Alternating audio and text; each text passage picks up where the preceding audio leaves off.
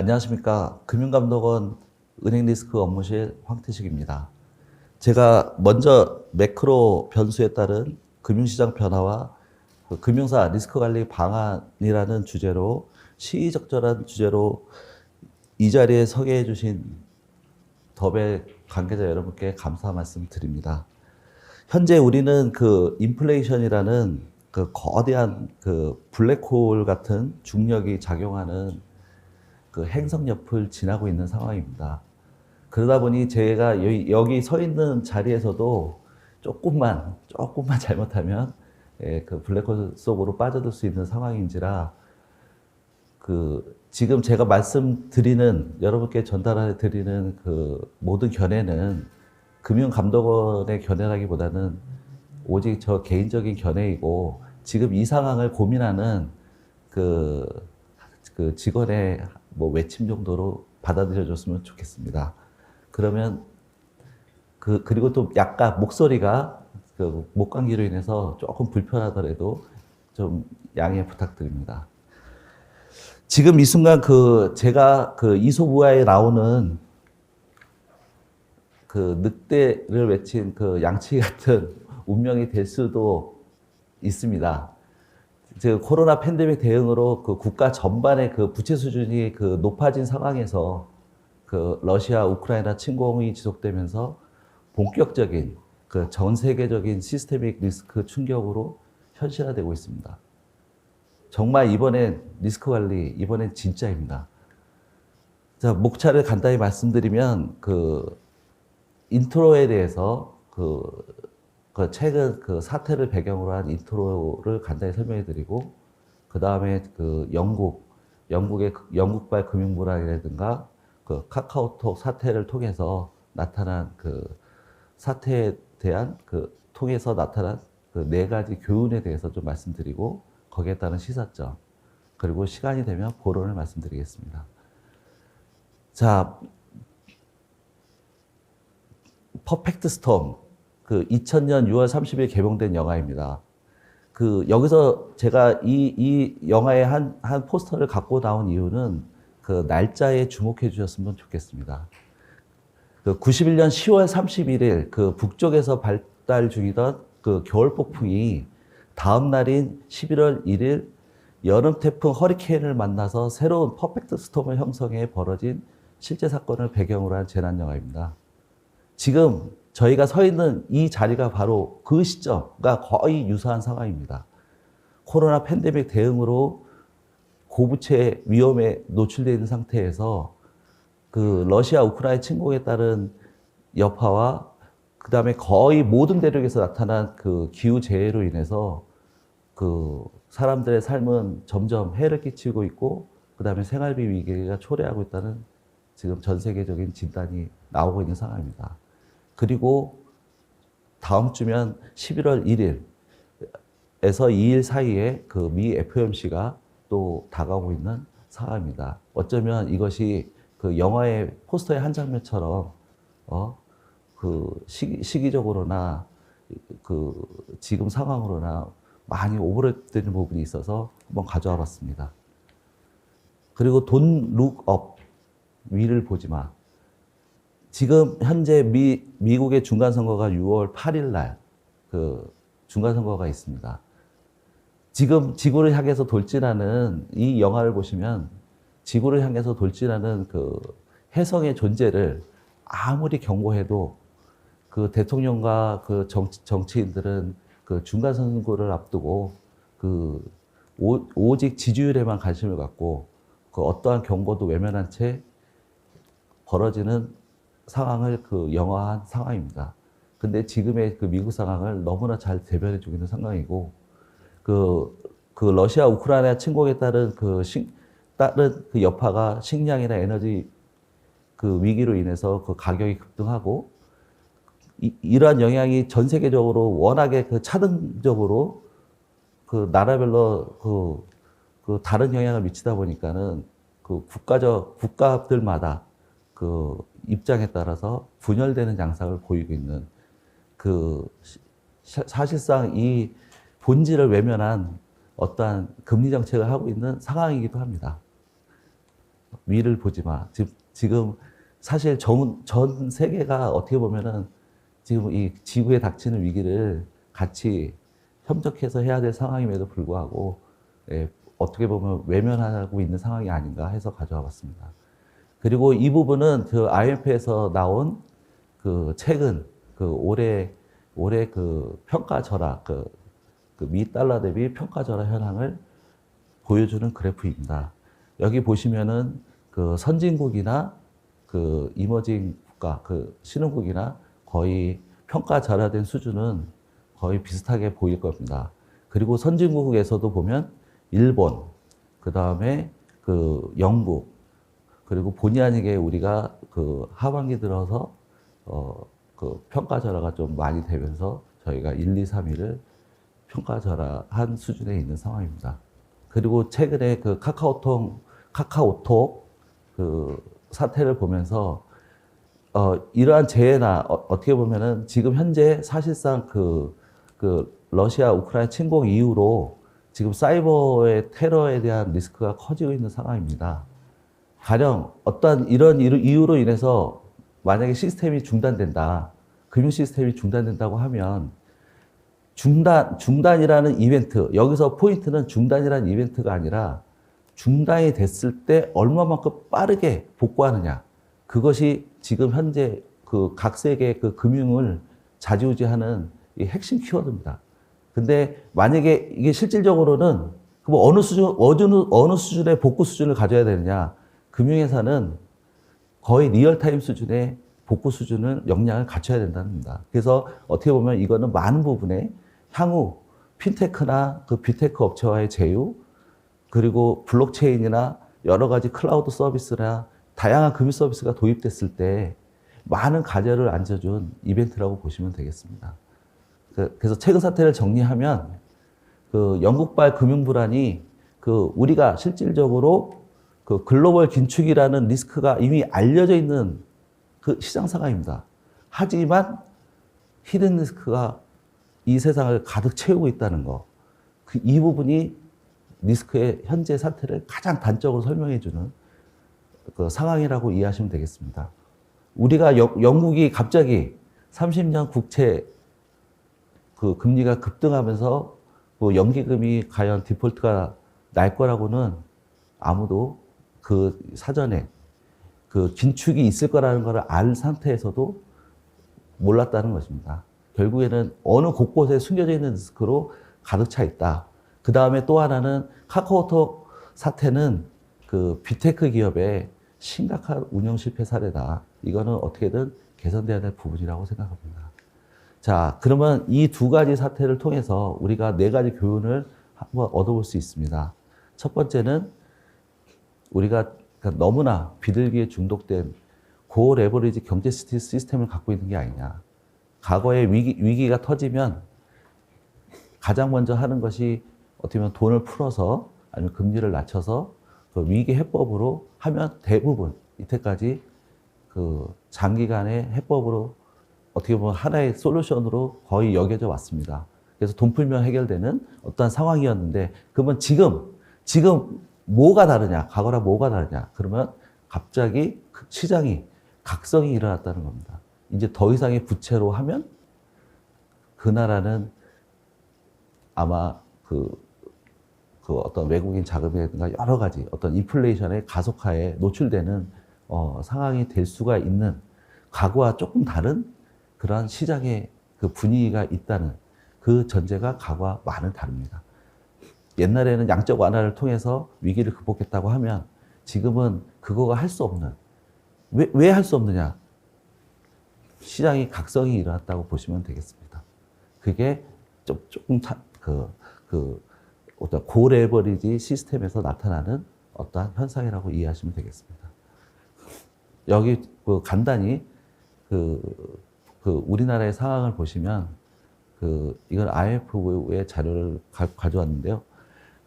한국의 위치는 현재 IMF에서 고레버리지라고 하는 임계점이 GDP 대비 민간 총신용이 200%를 기준으로 고레버리지다 아니다라고 대체로 평가하고 있습니다.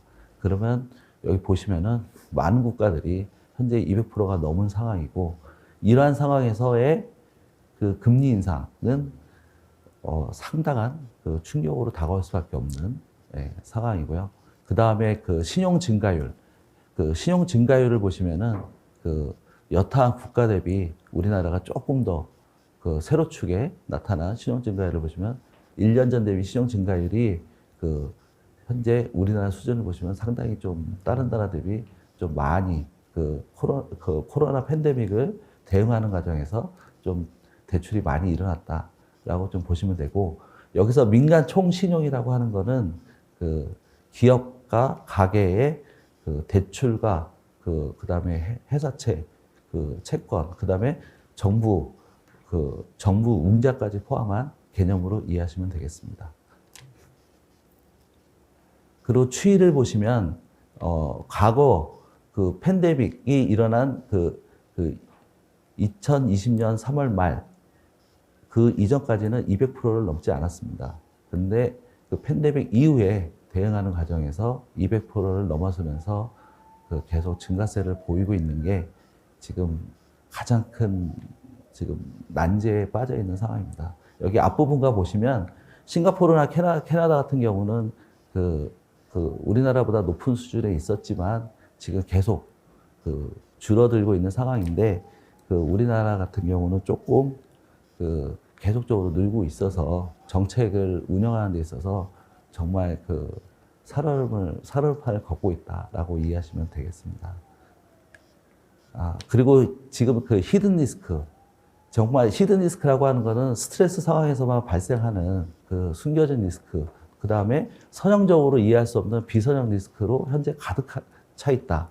특히 이게 우리나라에서 발생한다기보다는 대부분 유럽을 기준으로 해서 외부에서 발생하는 이 외생적인 어떠한 충격이기 때문에 우리 상황에서는 알 수도 없고 알려지지도 않은 리스크로, 그에 따른 2차 효과로 정말 그 패테일 리스크가 점점 더 높아지고 있는 상황이다.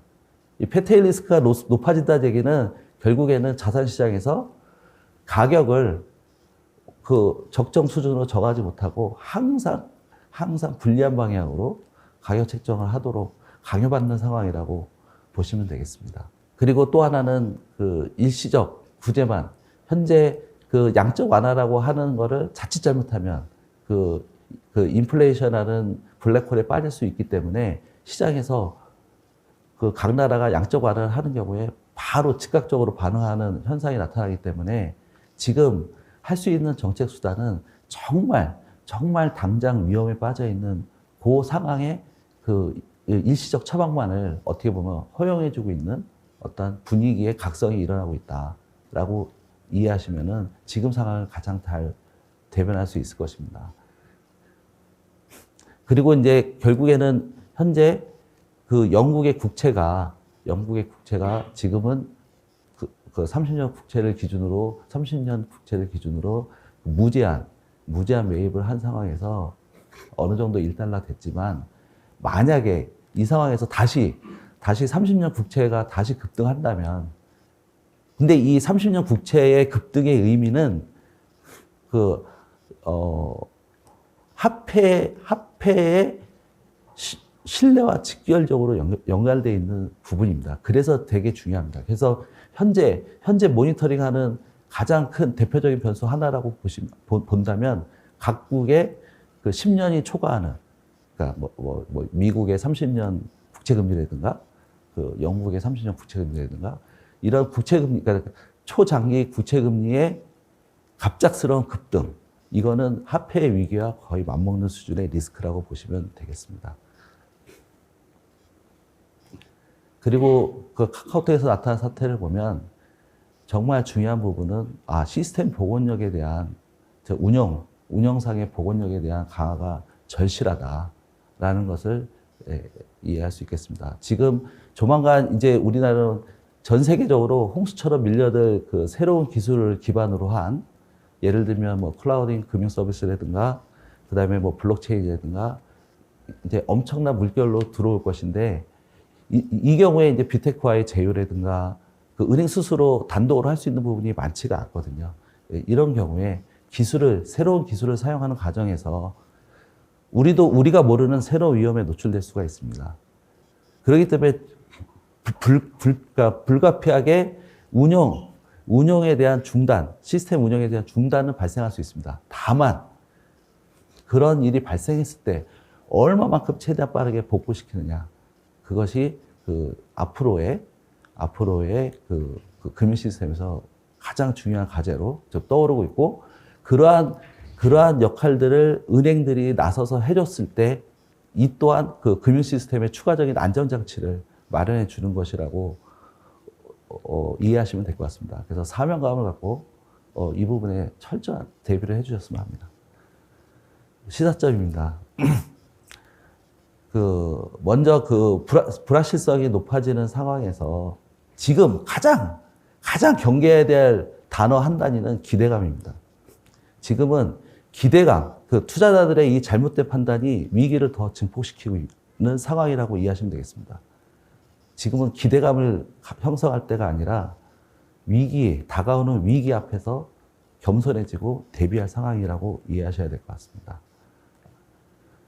그리고 지금과 같은 금리 인상은 실질적으로 이 점진적인 금리 인상은 은행의 순이자 마진을 높여서 은행의 수익성을 개선하는 게 일반적입니다.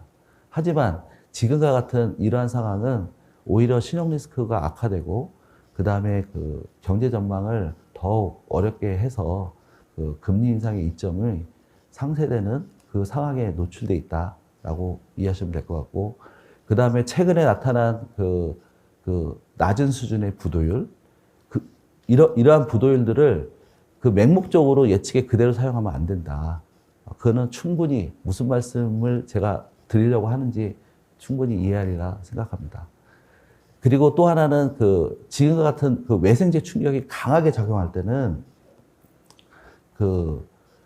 정말 자칫 잘못해서 후회하는 것보다는 안전하게 나가는 게 중요합니다. 그래서 그러면 현상에서 리스크 관리의 우선순위가 과연 뭐냐, 그거를 알고 이러한 우선순위에 따라 대비할 때 어느 때보다 중요한 시기라고 이해하시면 되겠습니다. 자, 먼저 리스크 관리 우선순위를 보면 최우선적으로 할 부분은 거의 모든 금융회사에 해당되겠죠. 그리고 특히 우리의 마지막 보류인 은행은 더욱 더 철저한 리스크 관리가 필요한데, 지금 히든 리스크에 대한 상황, 그러니까 히든 리스크가 발생할 가능성이 있는 어떤 부분이 있는지를 샅샅이 탐색하는 시나리오 분석이 필요할 때다. 그래서 금리가 갑자기 급등하거나 아니면 환율이 갑자기 급등하거나 어떠한 자다 일어나면 갑자기 변하는 어떠한 사태에 혹시나 갑자기 유동성의 위험에 노출되지 부분이 있는지 없는지, 그런 마진콜이나 증거금 거래나 아니면은 어떤 약정의 갑작스러운 인출이라든가 그런 발생 부분이 어디서 나타날 것인지 하나하나 다 샅샅이 뒤져보는 상황이 필요한 시점입니다. 만약에 이 부분만 없다면 지금의 위기를 단계적으로 질서 있게 우리는 대비해 나갈 수 있습니다. 다만 갑자기 나타나는 히든 리스크가 발생한다면 이 부분은 걷잡을 수 없는 위기로 빠질 수 있기 때문에 정말 철저한 히든 리스크를 참는 일에 중점을 둬야 된다라고 말씀드리고 싶습니다. 그리고 두 번째는 팬데믹에 벗어나는 과정에서 현재 이걸로 고통받는 취약계층이 너무나도 많습니다. 특히 이런 부분은 결국에는 부실로 이어지면 결국에는 국내의 모든 금융시장은 우리를 외면할 것입니다. 금융시장을 외면할 것입니다. 그렇기 때문에 지금은 후회하는 것보다 안전한 게 낫다. 안전하게 가려면은 신용 리스크를 통제해야 되는데, 이럴 때는 조금 더 이 위기 앞에 어느 누구도 이 부채가 높은 상황에서 어느 부채를 더 제공하면서 할 수 없는 상황에서는 서로 부채를 조금 갚을 수 있게 조금 더 배려해주고. 왜냐하면 고환율뿐만 아니고 고금리뿐만 아니고 그다음에 뭐 에너지로 인한 위기, 기후로 인한 위기 이런 것들이 전부 다 데미지로 한 개인이나 한 기업이 받기에는 너무나 힘든 상황이기 때문에 이 부분을 조금 더 완충적으로 대응해 나갈 수 있도록 뭔가 다른 이거를 이 순간은 어떻게든 대응해 나가고 방법을 찾을 수 있을 때까지 어떻게든 서로 협력해서 통제해 나가야만이 감히 이 위기를 극복해 나갈 수 있지 않을까라 생각됩니다. 그리고 기후변화와 같은 이런 거시적이고 성장 번영에 심각한 위협을 주는 이러한 부분들은 빠르게 녹색 전환을 가속화만이 정말 미래의 살 길이다. 그렇기 때문에 기후 리스크 측정이나 관리에 대한 역량을 높이는 것이 무엇보다 중요하고, 그러면 뭘로 장사하느냐? 그 부분은 녹색 전환 하에서의 수익 창출에 이제 지속 가능성에 초점을 맞춰서 해야 될 어떤 방법을 찾는 그러한 게 미래의 어떻게 보면 과제라고 이해하시면 되겠습니다.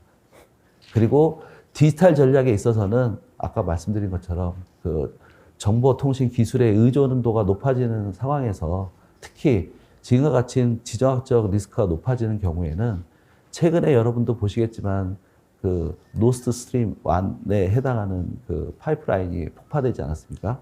그러한 테러는 이제 사이버, 심지어 들려오는 얘기로는 지하의 해저 케이블이라든가 여러 가지 테러의 위험에 노출되어 있는 어떤 상황이 있기 때문에 가령 어떤 보복 행위가 일어난 경우에는 전 세계적인 금융 시스템이 마비가 올 수 있는 상황도 노출되어 있는 지금 정말 살얼음을 걷고 있는 상황이기 때문에 이런 부분에 있어서 어떻게 보건력을 가져갈 거냐를 다시 한번 확인해 보는 것도, 그 다음에 어떤 특정 제3자 빅테크 업체에 의존하게 되면 결국에는 그런 편중 리스크가 다시 금융회사 쪽으로 넘어오기 때문에 그런 것들을 우리나라 전체적으로 편중이 되지 않도록, 이거는 지금 당장 어떻게 보면 우리랑 관련이 있을 수도 없을 수도 있지만 이런 부분들에 대해서 다시 한번 생각하는 기회를 가졌으면 합니다. 그리고 지금의 분위기는 단적으로 표현해주는 연설입니다. 비 오는 날 금고에 잠자고 있는 휴면자산으로 여겨져서는 안 된다. 금은. 결국에는 유동성을 높이는 형태로, 왜냐하면 지금 현재 리테일에 있는 기업이나 가게나, 그러면 우리가 이 테일 리스크를 어떻게 해제해야 되느냐. 지금 우리가 할 수 있는 부분은 어떻게 보면은 지금 역사가 검증해주는 한 가지 자산은 금입니다. 특히 위기 때 강한 거는 대개 금이나 그 다음에 토지나 그 다음에 필수품 귀금속이라든가 이런 부분들이 어떻게 보면 테일 리스크를 해지하는 어떠한 상품들인데 거기에 대한 접근성이 쉽지가 않고 또 유동성이 크지가 않습니다. 그러면은 과연 이 부분에 대해서 어떻게 해야 되느냐. BIS의 은행부 부장 피터 조엘러는 금은 비 오는 날 금고에 잠자는 휴면자산으로 여겨져서는 안 되며 금통화 수합이나 담보로 한 유동화를 통해서 유동성을 창출할 수 있음을 강조했습니다. 살짝 지나가는 얘기일 수 있지만 지금 현재 미국에서는 알렉스 무니 공화당 하원 의원이 금으로 다시 레패깅하는 근본이제 보건법이 을 발의한 상황입니다. 그만큼 이제 금에 대한 유동성에 대해서 지금 어떻게 보면 국제적으로 뭔가 말이 나오고 있는 이 상황을 조금 이해해 주셨으면 합니다.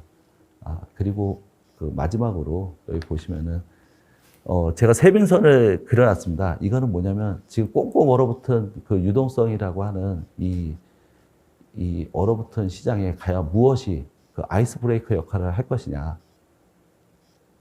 얼핏 금이라는 부분도 있겠지만 크게 보면 지금 공정 경쟁의 장이라고 하는 것이 금융 투자 부분에서 공정 경쟁의 장이라고 하는 것이 얼마나 무서운 얘기냐면 남의 힘을 빌려서 투자하지 않는 것을 의미합니다.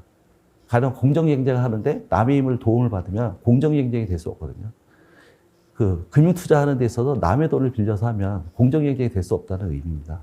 그게 이 키워드가 사실은 어떻게 보면 살짝 그 두각이 안 될 수 있는데 미래의 어떤 그 경제 상황은 부채를 조금 경계해야 되는 상황으로 내몰리고 있다. 그러면 이렇게 이 꽂고 얼어붙은 유동성을 헤쳐나갈 아이스 브레이커는 뭐냐? 그러면 결국에는 지금 잠자고 있는 유동성들, 그러니까 유동성을 만들어내는 잠자고 있는 자산들, 뭐 금이라든가, 뭐 원자재라든가, 뭐 그런 부분들에 대해서 최대한 어떠한 유동화시킬 수 있는 현금화 형태로 전환하는 그러한 분위기가 지금 만들어지고 있다라고 이해하시면 되겠습니다. 과연 언제 어떤 식으로 세상에 나타날지는 아무도 모릅니다. 다만 우리가 경계해야 될 부분은 충분히 말씀드렸다고 생각됩니다. 네, 이상 그 발표를 마치도록 하겠습니다.